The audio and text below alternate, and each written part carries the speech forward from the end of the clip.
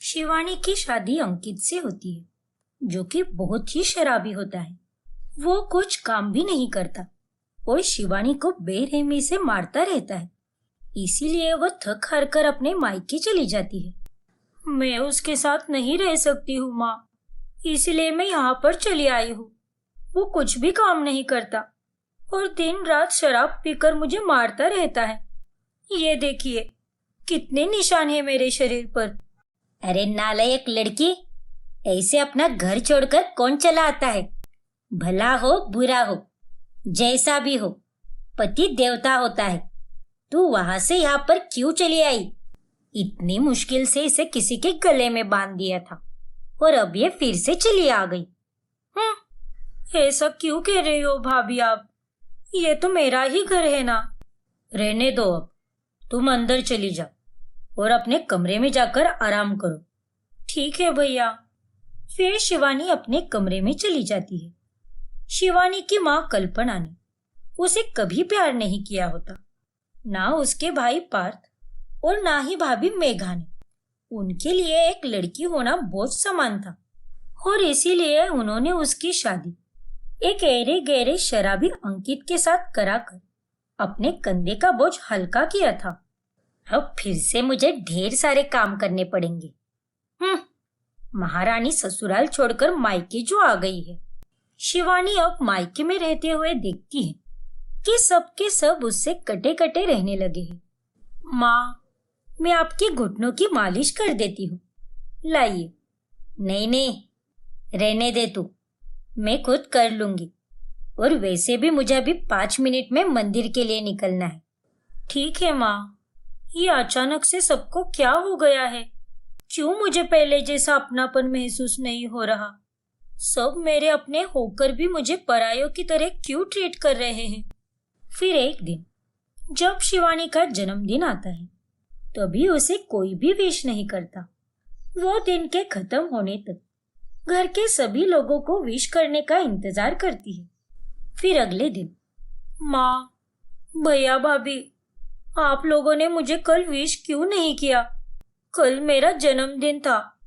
मैं रात के 11 बजे तक सबका इंतजार करती रही कि आप मुझे अभी आकर विश करोगे, लेकिन नहीं, मुझे कोई भी विश करने नहीं आया।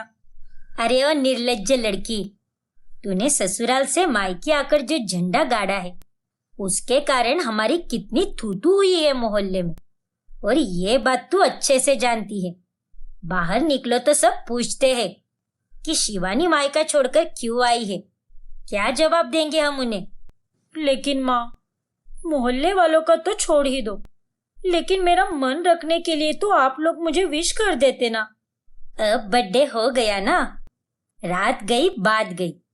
चुपचाप अपना नाश्ता खत्म करो और फालतू के विषय पर चिकचिक करने की कोई जरूरत नहीं है। शिवानी अपनी भाभी को कुछ भी नहीं बोलती और चुपचाप सर झुकाकर नाश्ता करती है।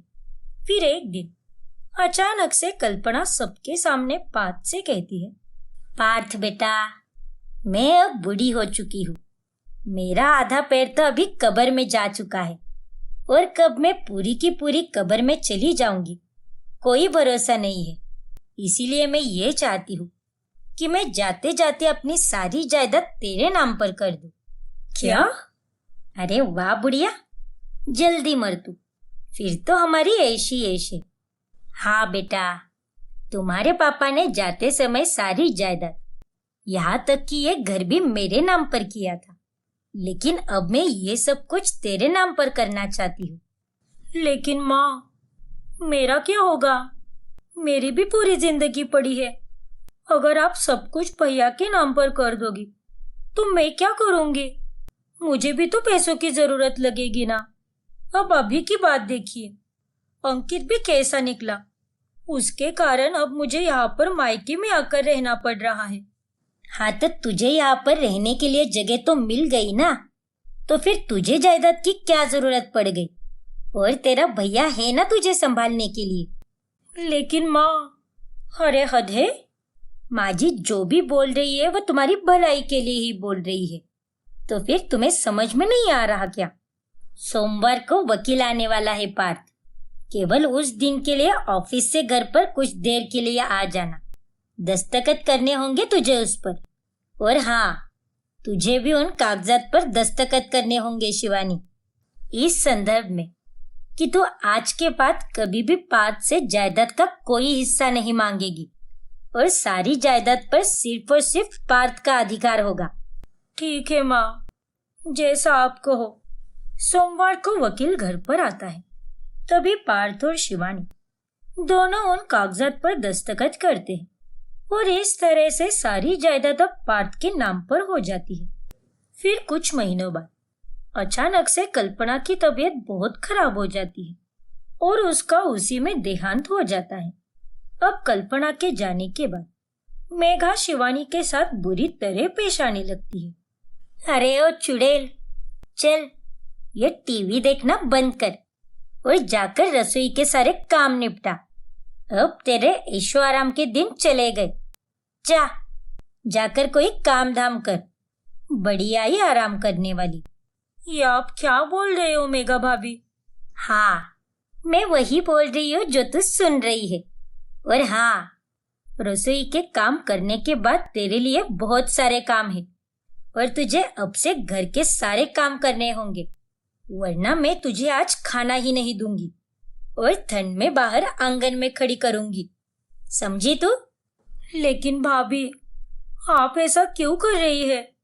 और माँ जाने के बाद ही आपको क्या हो गया है? आप मेरे साथ इस तरह से पेश क्यों आ रही है? चल चल, ये सारे नाटक मेरे सामने मत कर और ज्यादा बकवास मत कर और टाइम वेस्ट किए बिना जल्दी से खाना बना, क्योंकि आज तो मुझे बड़ी तेज भूख लगी है। मेघा अब शिवानी से दिन रात काम कराती है और उसने काम करने में जरा भी आलस किया या फिर किसी बात के लिए मनाही की तो वो उसे बहुत मारती है। फिर एक दिन शिवानी मेघा की सारी बातें पार्थ से जाकर कहती है, ये देखिए पार्थ भैया, किस तरह भाभी ने मुझे गरम तवे का चटका दिया है और किस तरह मुझे आपके बेल्ट से मारा है। मुझे बहुत दर्द हो रहा है भैया, प्लीज आप भाभी को समझाइए ना कि वो मुझे इस तरह से ना मारे। अरे मैं क्यों समझाऊं मेघा को? तुम्हारी ही कोई गलती रही होगी, वरना मेघा को क्या शौक आया है तुम्हें इतनी बेरहमी से मारने का? तुम्हारे ही नखरे बढ़ गए हैं आजकल। जाओ, जाकर मेरे लिए चाय बना कर लाओ और हाँ, ब्रेड पर मक्खन लगा कर देना, वरना मुझसे बुरा कोई नहीं होगा। ये सब क्या हो रहा है मेरे साथ? भैया और भाभी माँ के जाने के बाद कितने बदल गए हैं।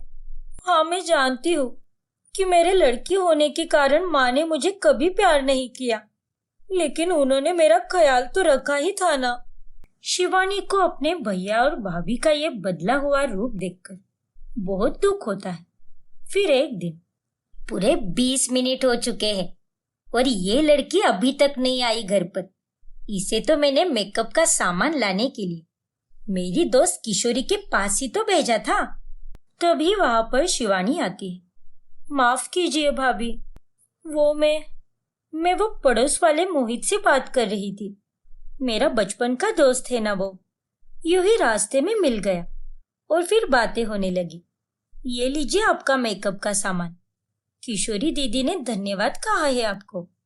ठीक है, इसके बारे में तब पार्थ से जाकर कहना होगा और उसके मन में इसके लिए जहर घोलना होगा, ताकि ये बाहर जाकर ये सब कर ही ना सके और इसका जीना और भी ज्यादा दुश्वार हो जाए। हाँ, यही करूंगी मैं। फिर मेघा पार्थ के पास जाकर शिवानी के खिलाफ चुगली करती है और उसे खूब भड़काती है। ये मैं क्या सुन रहा हूँ शिवानी? तुम अब गैर मर्दों से जाकर बात करने लगी हो? लेकिन भैया, मोहित तो मेरा बचपन का दोस्त है, आप भी तो जानते हो उसे। अब तुम दोनों कोई स्कूल जाते हुए बच्चे नहीं रहे, वो अब बड़ा हो चुका है, बच्चा नहीं रहा और उसकी शादी हो चुकी है जैसे तुम्हारी हुई है। लेकिन तुम बेशर्मों की तरह अपने पति को छोड़कर यहाँ पर चली आ गई और अभी तक हमारे सर पर बोझ बनकर बैठी हो। लेकिन अब बस, बहुत हुआ। हम तुम्हें अब और नहीं झेल सकते। ना तो तुम कोई काम ठीक से करती हो और ना ही अब घर पर ठीक से रह रही हो। दफा हो जाओ यहाँ से। और नहीं तो क्या, सोचा था कि तुमसे काम करवा कर तुम्हारे बोझ होने का हिसाब चुकता कर लूंगी, लेकिन नहीं, तुम तो कोई भी काम ढंग का ही नहीं कर पाती। अब निकल जाओ यहाँ से, क्योंकि तुम्हारी अब इस घर में कोई जगह नहीं है। नहीं भैया भाभी, मैं इस घर को छोड़कर कहीं नहीं जाऊंगी, क्योंकि ये घर मेरा है। क्या? तेरी इतनी मजाल? अरे भूल गई क्या?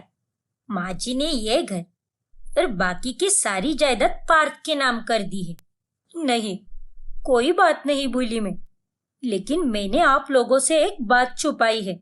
उस दिन माँ ने जब मुझे बताया कि मुझे जायदाद का कोई भी हिस्सा नहीं मिलने वाला है, तभी उसी दिन मैं चुपके से लॉयर के पास चली गई और मैंने उसे मेरे पास सेव किए हुए पूरे 5 लाख रुपए देकर पेपर चेंज करवा दिए और ऐसे पेपर्स बनवाए जिनमें ये लिखा था कि ये घर पूरी तरह मेरे नाम पर है और बाकी की जायदाद का 50% हिस्सा भी मेरे नाम पर है और बाकी का 50% भाई के नाम पर। क्या? हाँ, क्योंकि मैं जानती थी कि मेरा भविष्य क्या होने वाला है और आप सब मुझसे किस तरह से पेश आओगे, इसीलिए मैंने अपनी सुरक्षा के लिए ये सब किया। मैं तो आप दोनों के साथ प्यार से रहना चाहती थी, लेकिन आप दोनों ने मेरे साथ बहुत गलत किया है। मैं तो सब कुछ सह भी लेती, सारे काम भी कर लेती, लेकिन आप दोनों तो अब मेरे चरित्र पर शक करने लगे हो और ये बात मुझे बिल्कुल भी मंजूर नहीं। और रही बात इस घर की, तो अब आप दोनों निकलिए मेरे घर से, वो भी अभी के अभी। शिवानी की बातें सुनकर मेघा और पार्थ के होश उड़ जाते हैं और तभी दोनों को ना चाहते हुए भी शिवानी से माफी मांगनी पड़ती है। नहीं शिवानी, प्लीज ऐसा मत करो। हम ये घर छोड़कर कहाँ पर जाएंगे? प्लीज हमें यहीं पर रहने दो और हमें माफ कर दो शिवानी। हाँ शिवानी, हमें माफ कर दो, हमने तुम्हारे साथ बहुत गलत किया है। वो दोनों शिवानी के सामने बहुत गिड़गिड़ाते हैं और उसके बाद शिवानी उन्हें माफ कर देती है और अंत में बेईमान ही सही लेकिन तीनों साथ में रहने लगते हैं। मानवी दिन के 24 घंटे सबसे ज्यादा वक्त रसोई में ही काम करती है। उस वजह से उसे टीवी देखने का मौका ही नहीं मिलता। एक रोज, अरे मानवी बहू, आज के खाने के साथ साथ वो मखाने की खीर और कुट्टू का चिला भी बना देना। आज एकादशी है ना, इसीलिए। ठीक है माँ जी, मैं बना दूंगी। और कुछ? नहीं, उतना ही बना। फिर मानवी फटाफट सारे काम निपटाने में जुट जाती। आज बिग बॉस का वीकेंड का वार है और आज सलमान खान भी आने वाला है। मुझे तो जल्दी जल्दी सारा काम निपटाना ही होगा, फिर मैं आराम से टीवी देख पाऊंगी बिना किसी दखल अंदाजी के। फिर मानवी सारा काम खत्म करती जब हॉल में टीवी देखने आती है, तभी वहां पर उसके सास ससुर दोनों आराम से बैठकर रामायण देख रहे होते। माँ जी, भाऊजी, मुझे इस समय टीवी देखना था। आज सुबह से तो मैंने टीवी की शक्ल भी नहीं देखी, बस दिन भर रसोई में ही पड़ी रहती हूँ। लेकिन बहू, तुझे दिख नहीं रहा क्या? हम दोनों अभी रामायण देख रहे हैं। हाँ बहू, अब तुम जाओ, बाद में अपना कार्यक्रम देख लेना। लेकिन भाऊजी। ओफो बहू, कितनी बेशर्म है तू। अब रामायण जैसा इतना पवित्र कार्यक्रम चल रहा है, उसे कैसे हटाऊं मैं? इसके अलावा कुछ और देखने के लिए शोभा भी देता है क्या? चुपचाप यहाँ पर बैठकर हमारे साथ रामायण देखो। ठीक है। मानवी को हर बार की तरह इस बार भी अपना मनपसंद शो देखने ही नहीं मिलता। घर में अक्सर बस सास या ससुर ही टीवी देखते रहते हैं। मानवी का पति नील तो बहुत ही कम टीवी देखता है।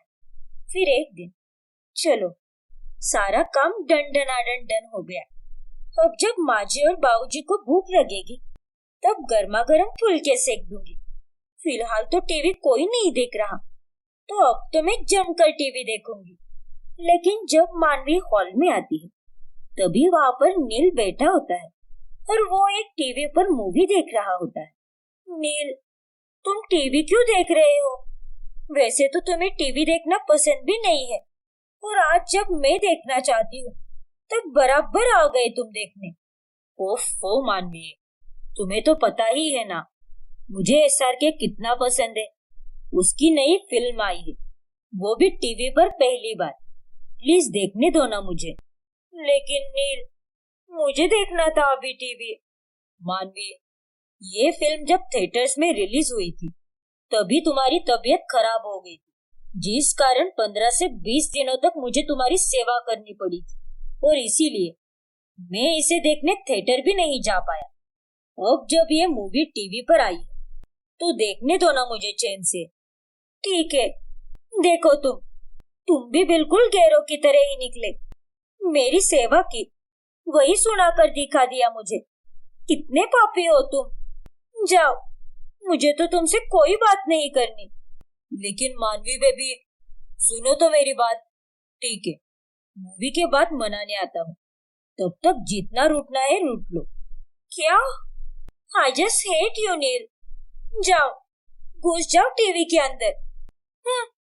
फिर मानवी गुस्सा होकर वहां से अपने कमरे में चली जाती। फिर एक दिन जब घर में कोई भी नहीं होता, तभी मानवी कुकर में पॉपकॉर्न बनाती है और कोक के साथ हॉल में आ जाती है। आज तो घर पर कोई भी नहीं है, और आज ये घर नहीं बल्कि मेरा मिनी थिएटर बन चुका है। अब आज तो मैं मस्त पॉपकॉर्न खाते हुए अपनी मनपसंद फिल्में देखूंगी। आज तो बहुत मजा आने वाला है। मानवी जैसे ही टीवी ऑन करती है, वो सिर्फ 2 मिनट ही चलता है और फिर अचानक से लाइट चली जाती है। अरे यार, इस लाइट की तो ऐसी की तैसी। इसे आज के दिन ही जाना था क्या? ये क्या? सोसाइटी के ग्रुप पर मैसेज। एरिया में कंस्ट्रक्शन चल रहा है, जिस कारण आज पूरा दिन लाइट नहीं रहेगी। अरे नहीं। मानवी बहुत उदास होती है और अब वो ये तय करती है, बस अब बहुत हुआ। अब ये टीवी यहाँ हॉल में नहीं रहेगा। इसे तो मैं रसोई में लगाऊंगी, क्योंकि दिन भर में तो आधे से ज्यादा टाइम में रसोई में ही रहती हूँ, और उसी के चक्कर में मैं ठीक से टीवी भी नहीं देख पाती। फिर मानवी टीवी केबल ऑपरेटर को बुलाती है और उससे हॉल का टीवी किचन में शिफ्ट कर देती है। लेकिन जब सास और ससुर दोनों घर आते हैं, तब वो टीवी को गायब देखकर हैरान परेशान हो जाते हैं। हे राम, ये क्या हो गया नील के बाबूजी? हमारा टीवी, हमारी जान चोरी हो गया रे, चोरी हो गया। हे भगवान, अब मैं क्या करूंगी? तभी वहां पर मानवी आती। ओफो माँ जी, आप भी ना ओवर एक्टिंग की दुकान हो सच में। टीवी चोरी नहीं हुआ है, मैंने हॉल की टीवी को किचन में शिफ्ट कर दिया है। आइए दिखाती हूँ मैं आपको। रसोई में टीवी देखकर सरोज और उदय दंग रह जाते हैं। अरे बैल बुद्धि लड़की, तुम्हारे पिताजी ने लगाया था क्या रसोई में टीवी? रसोई भी कोई टीवी लगाने की जगह है क्या? और नहीं तो क्या। अरे तुमने तो अपने लिए रसोई में टीवी लगवा लिया, लेकिन हमारा क्या? हम क्या दिन भर बैठकर दीवारों को देखते रहे क्या? वो सब मैं नहीं जानती, लेकिन अब ये टीवी यहीं पर रहेगा। बस बहुत हुआ आप सबका। पूरा दिन तो मैं रसोई में ही काम करती हूँ, उसमें ही मेरा दिन चला जाता है, और जब मैं फ्री हो जाती हूँ तब मुझे आप लोग टीवी भी नहीं देखने देते। अरे नालायक लड़की, फिर हम कहाँ देखेंगे टीवी? पड़ोस के घर में या सपनों में? माँ जी, बाबूजी, आप दोनों को जब मन करे तब रसोई में चले आना। रसोई थोड़ी ना 7 समुंदर पार है, बस कुछ कदमों की ही तो दूरी है। और ऐसा भी नहीं है कि हमारी कोई छोटी रसोई है। हमारी रसोई तो काफी बड़ी है, और यहाँ पर डाइनिंग टेबल पर बैठकर आप दोनों आराम से टीवी देख सकते हो। लेकिन बहू, देखो माँ जी, अब ये मत कहना कि यहाँ पर गर्मी होती है और धुआं भी आता है। इतनी कड़ाके की ठंड में तो रसोई में उल्टा अच्छा ही लगता है, तो आप चैन से बैठकर टीवी देख सकती हो। नहीं बहू, तुम इस टीवी को अभी फिर से हॉल में लगवा दो, हमें बाकी कुछ नहीं पता। हाँ बहू, अरे तू तो अपने ही बारे में सोच रही है। क्योंकि तू तो है ही स्वार्थी। अगर हॉल में टीवी ही नहीं रहेगा तो हम दोनों दिन भर क्या करेंगे?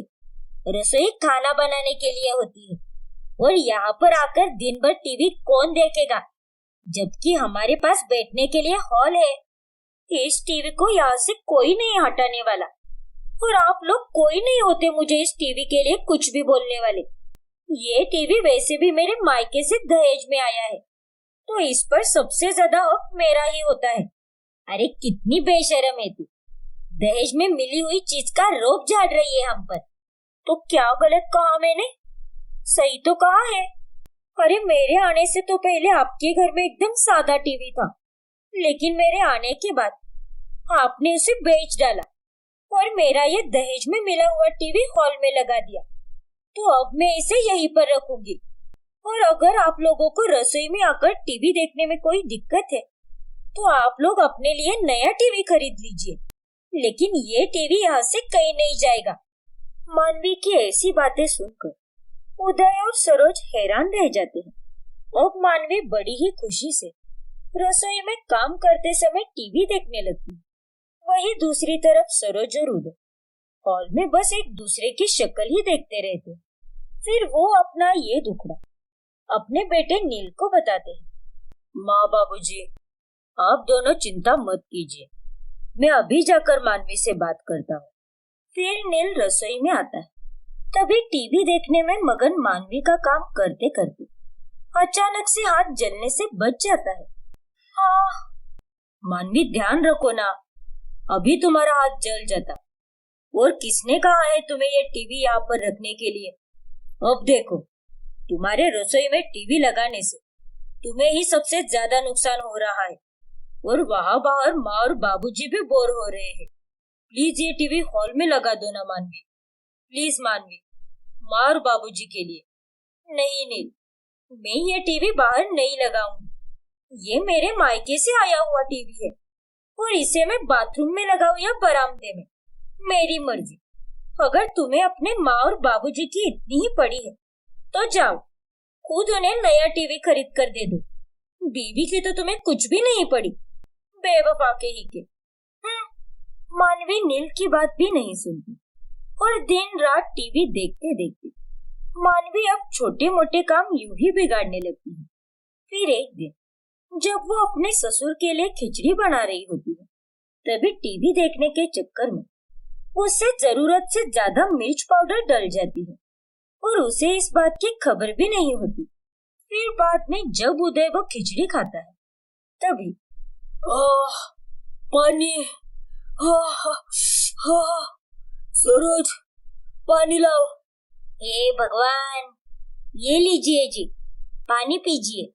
उस तीखी खिचड़ी के कारण उदय एक हफ्ते तक बीमार रहता है। देखा बहू, ये है तुम्हारे रसोई में टीवी लगाने का नतीजा। तुम्हारे बाबूजी की क्या हालत हो गई। मुझे माफ कर दीजिए माँ जी, वो टीवी देखते देखते गलती से ज्यादा ही मिर्च पाउडर डल गई, मैंने जानबूझकर नहीं किया। बहू, अगर तुम्हारा पूरा ध्यान खिचड़ी में होता तो ऐसा होता ही नहीं। जब से तुमने रसोई में टीवी लगाया है तब से छोटी मोटी गलतियां कर रही हो तुम। अरे भगवान ना करे कि ये छोटी गलती एक दिन किसी बड़ी गलती का रूप ले ले। और इसी वजह से हम तुमसे कह रहे थे कि रसोई में टीवी मत रखो। हाँ बहू, हम मानते हैं कि तुम्हें टीवी देखने को नहीं मिलता, तो अब से तुम्हें जब जब टीवी देखना होगा तब हम तुम्हें टीवी देखने देंगे। बस तुम रसोई से टीवी हटवा दो। ठीक है माँ जी, मैं ये टीवी हॉल में लगाने के लिए तैयार हूँ और मुझे माफ कर दीजिए, मेरी वजह से आप लोगों को बहुत कुछ सहना पड़ा। फिर अंत में टीवी रसोई से हटवाकर फिर से हॉल में लगाया जाता है और उस दिन के बाद से किसी को कोई दिक्कत नहीं होती और मानवी भी अपने टीवी शोज टाइम पर देखने लगती है। हेमलता और उमाकांत की बहू राधिका एक विधवा होती है। उसके पति की मौत को 1 साल हो चुका था। राधिका को एक 8 साल का बेटा भी होता है जिसका नाम टोशू होता है। राधिका के सास ससुर ललित की मौत का दोष हमेशा राधिका को ही देते थे और इसी वजह से वो उस पर हमेशा अत्याचार करते रहते। ओ अप्सरा, कहाँ चली? रंजना की शादी में जाने के लिए तुम्हें अनुमति किसने दे दी? क्यों माँ जी, मैंने क्या गुनाह किया है? मैं क्यों नहीं आ सकती रंजना की शादी में? वो तो मेरी सहेली है और उसने हम सबको न्योता दिया है। रोज रोज 1000 बार यही याद दिलाना पड़ता है तुम्हें। अरे तुम क्यों नहीं समझती कि तुम एक विधवा हो और एक विधवा औरत अशुभ होती है। वो किसी भी शुभ काम में अपनी मनहूस शक्ल लेकर नहीं जा सकती। चल जा अभी, जल्दी से टोशू को तैयार कर दे, वरना मैं तेरे गाल को ऐसे लाल, पीला और नीला करूंगी ना कि तू खुद ही अपनी शक्ल पहचान नहीं पाएगी। बेचारी राधिका अपनी सास की बातों को सुनकर चुप हो जाती है और वो उन्हें कुछ नहीं बोलती। राधिका के बेटे तोशु को पढ़ाने के लिए रोजाना होम ट्यूटर विक्रांत आता है। विक्रांत एक बहुत ही पढ़ा लिखा आदमी होता है और हेमलता और उमाकांत भी विक्रांत को बहुत पसंद करते हैं। चलो टोशु बेटा, जल्दी से ये स्कूल होमवर्क फिनिश कर लो, फिर हम दोनों रीडिंग करेंगे। आज हम वो एडवेंचर्स ऑफ टिंटिन वाला चैप्टर भी पढ़ेंगे। Okay sir. विक्रांत बेटा, तुम वाकई में बहुत अच्छे हो। हमारे पोते को कितनी अच्छी तरह से समझा कर पढ़ाते हो। हाँ हेमलता, तुमने बिल्कुल सही कहा। विक्रांत सच में एक समझदार लड़का है। थैंक यू काका जी। एक दिन जब राधिका बाजार से घर लौटती है, तभी सास उसके कपड़े देखकर चौंक जाती है। क्या रे बहू, तूने जाते वक्त सफेद कुर्ता और ग्रे लेगिंग पहनी थी ना, और अब आते वक्त ये लाल लेगिंग पहन ली तूने। तुझे मैंने 100 बार कहा है कि एक विधवा के जीवन में सफेद रंग के अलावा कोई और रंग नहीं होना चाहिए। तो तेरी खोपड़ी में ये बात फिट कैसे नहीं होती है? माँ जी, मैंने जानबूझकर नहीं पहना है ये। जब मैं बाजार गई थी तब मेरी लेगिंग पर कीचड़ उड़ गया और वो बहुत खराब लग रहा था, इसीलिए मैंने दुकान में से नई लेगिंग खरीद ली। उसके पास सफ़ेद या ग्रे कलर की लेगिंग नहीं थी, इसीलिए मैंने ये लाल लेगिंग खरीद ली। माफ़ी चाहती हूँ माँ जी। हेमलता, तुम भी किसे समझा रही हो? इसे समझाना मतलब गधे के सामने गीता पढ़ने जैसा है। बहू, ये आज आखिरी बार है जो मैं तुझे बख्श रही हूँ। इसके बाद अगर तूने विधवा होने के नियम कानून तोड़े और हमारी इज्जत मिट्टी में मिला दी तो देखना, तेरी खैर नहीं। फिर एक दिन अचानक से उमाकांत की तबीयत खराब हो जाती है। तभी विक्रांत उसके लिए दवाई लाता है और तो और वो उसके हाथ पांव भी दबाता है। अब आपको ठीक लग रहा है क्या काका जी? हाँ विक्रांत बेटा, अब मैं ठीक हूँ। धन्यवाद बेटा। मेरे ललित के बाद मुझे तुम में ही मेरा ललित दिखाई देता है। सच में बेटा, तुम एक बहुत ही सुलझे हुए इंसान हो। ऐसे ही एक दिन जब हेमलता रात में पानी पीने उठती है, तभी उसे छत पर किसी के हंसने की आवाज़ आती है। हे भगवान, ये क्या? ये आवाज़ तो राधिका बहू की लग रही है, लेकिन वो इतनी रात गए छत पर क्या कर रही होगी? फिर हेमलता छत पर जाती है। तभी वो राधिका को किसी से फ़ोन पर बात करते हुए देख लेती है। अरे बाबा, ये क्या? ये तो यहाँ फ़ोन पे बात करते हुए गुलछर्रे उड़ा रही है। हो ना हो, पक्का इसका किसी के साथ लफड़ा चल रहा है। फिर हेमलता राधिका के फ़ोन को उसके हाथ से छीन लेती है। माँ जी, मैं तो मेरी गांव की सहेली कीर्ति से बात कर रही थी फ़ोन पर। आप भी ना खामखा शक करती रहती हो। ठीक है, ज़्यादा इतराने की कोई ज़रूरत नहीं है। दिन ब दिन जब जब राधिका घर के बाहर जाती है, उसे वापस आने में देर होती है, जिससे उसके सास ससुर को और ज़्यादा शक होने लगता है।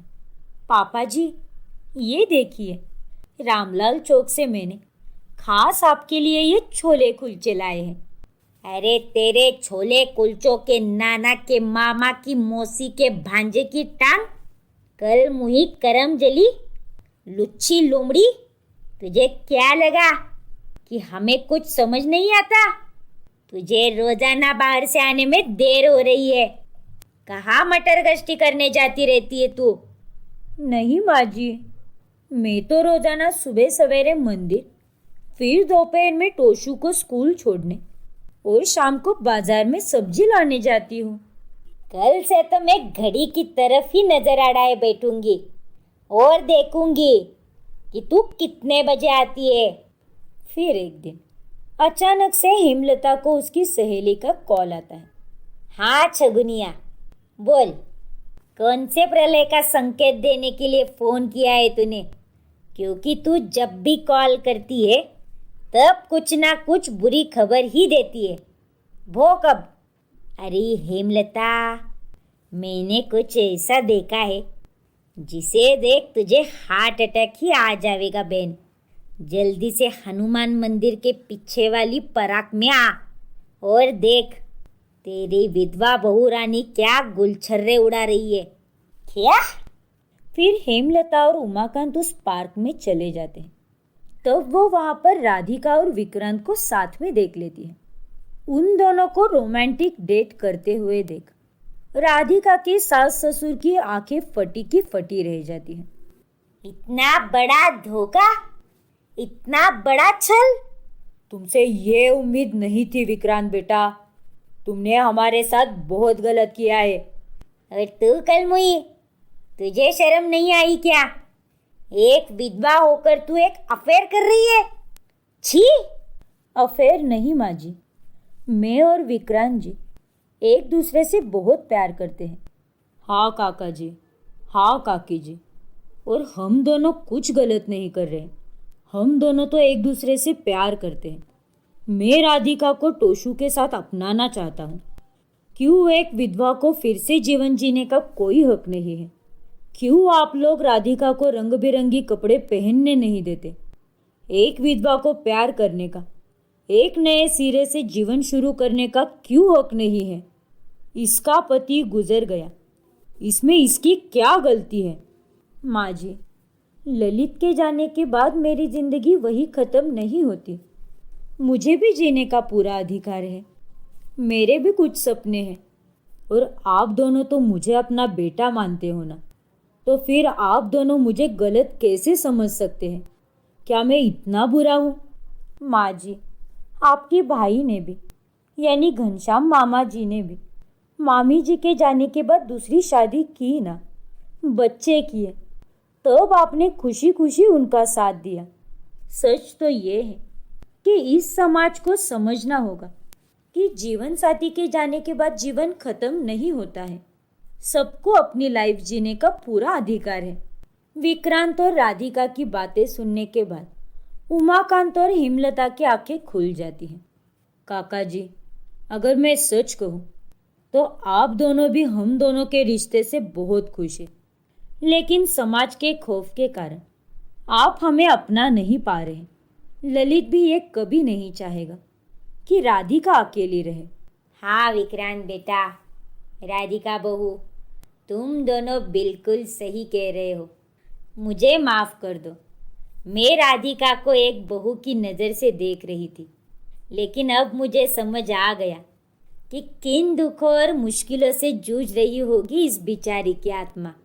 हम सभी विधवाओं को एक अलग ही नज़रिए से देखते हैं, लेकिन कभी कोई उनके मन को समझ नहीं पाता। हमें माफ़ कर दो बच्चों। फिर उमाकांत और हेमलता उन दोनों के रिश्ते को स्वीकार कर लेते हैं और विक्रांत और राधिका की शादी करा देते हैं। शादी के बाद राधिका, विक्रांत और टोशू एक सुखी और खुशहाल जीवन जीते हैं।